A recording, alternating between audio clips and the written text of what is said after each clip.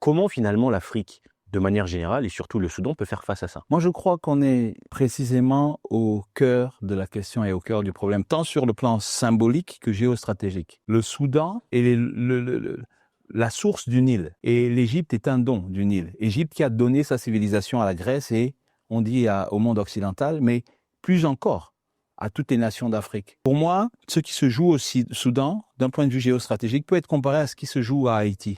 Ça veut dire que c'est des espaces, c'est des terres symboliques. Le peuple soudanais, comme l'a rappelé l'invité que nous avions, M. Rimbaud, c'est pas simplement le pays qui est dépecé pour ses richesses, c'est le peuple lui-même que l'on dépaisse.